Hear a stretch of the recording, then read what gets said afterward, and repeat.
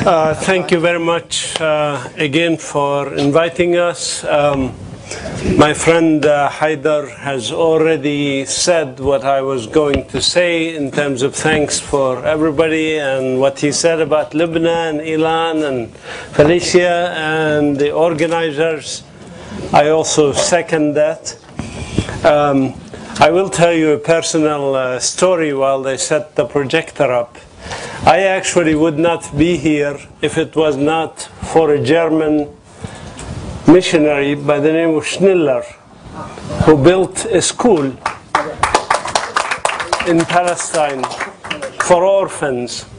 My grandfather was orphaned when he was 7 years old. He lost his two sisters and his brother, and he lost both his parents during the First World War.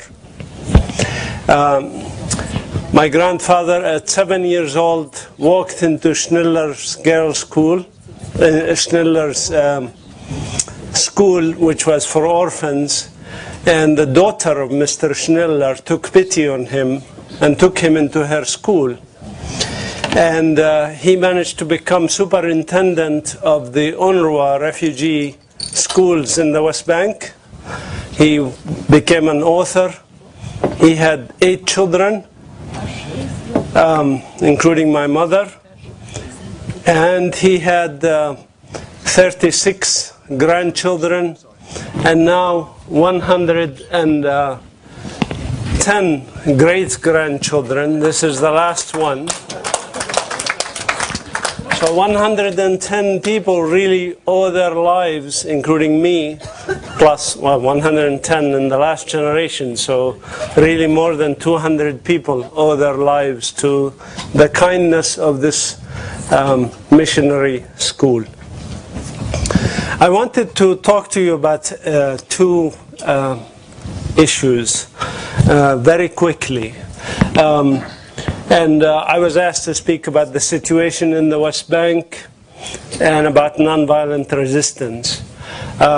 These are subjects actually of 2 books that I wrote. One is called Sharing the Land of Canaan, Human Rights and the Israeli-Palestinian Struggle, which was published in 2004, and one that was just published last week, and we have copies if people want to get it, called Popular Resistance in Palestine, A History of Hope and Empowerment.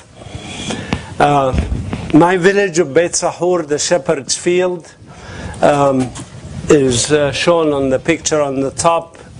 It's the shepherd's field where the shepherds saw the star, went up to Bethlehem according to Christian tradition. My family is Christian. As you can see, the church I was baptized in is on the right, and the mosque is right next to it. We have Christians and Muslims. My family is Christian. Haidar's family is Muslim. There's various religions in Palestine live together. We had no problems with religion.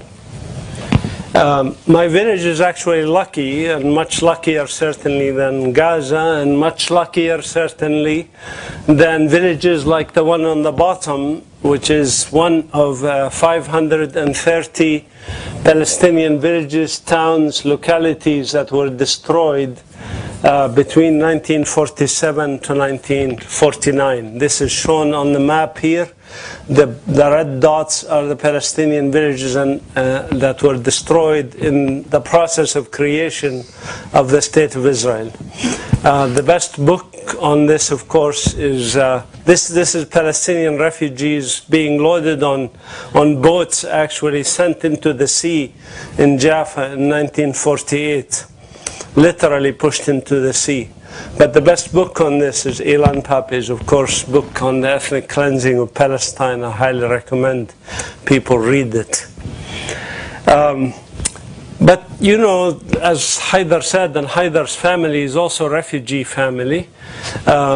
They live in Gaza, and Gaza is 1.5 million people. 2/3 of the people of Gaza are refugees or displaced people, as are a lot of people in the West Bank. The West Bank and Gaza were the areas that were occupied in 1967. So Haidar is from Gaza, I am from the West Bank at this point in our life. But Israel, as also Haidar mentioned, built settlements. The names of these settlements, colonies, in the West Bank is shown in the map on the left.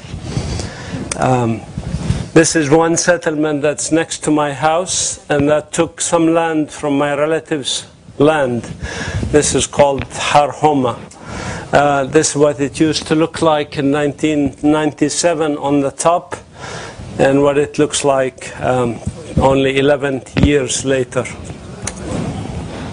Of course, all these settlements are illegal according to international law. The area of Bethlehem, where I am from, is a very tragic situation. Not as bad as Gaza, but we are getting there. This is the map of the area of Bethlehem, or what's left of it. You can see in blue the Israeli colonies built on Palestinian land of the district of Bethlehem. We have 180,000 people in Bethlehem district, and we are reduced now to basically living in this area here, which is now between the walls, which is this line here in red, and between what's called the Lieberman Road, which is this road here that connects settlements. This is Settler Road that connects these settlements with these settlements. Nokdim is where Avigdor Lieberman, the foreign minister of Israel, has a house. And so that's why this road is called Lieberman Road. But because he got funding for it. But you can see what's left for us. This area here is actually about 13% of the original district land of Bethlehem. 87% is what's called Area C and areas of the settlements around Bethlehem. 22 settlements around Bethlehem. That doesn't mean that Palestinians do not live in these areas. There are villages like Al-Walaja, Batir, Hussan, Nahalin. These are villages that are between the wall and between the green line, which is this line here, the ceasefire line of 1948-49.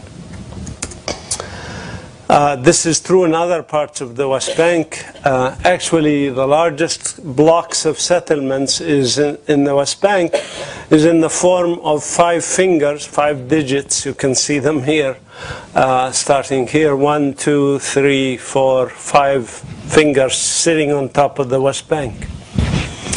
And of course, there are settlements throughout the West Bank, but these are the major settlement blocks that Israel wants to maintain. And of course, Israel is now building the wall around these various locations in the West Bank, what's left of Palestinian areas in the West Bank. I will skip some slides because of time constraints. But in short, what had happened in Palestine, as you know, over the years, is a shrinking of the area that's left for the Palestinians, and expansion of the area that's for the Jewish state in Palestine.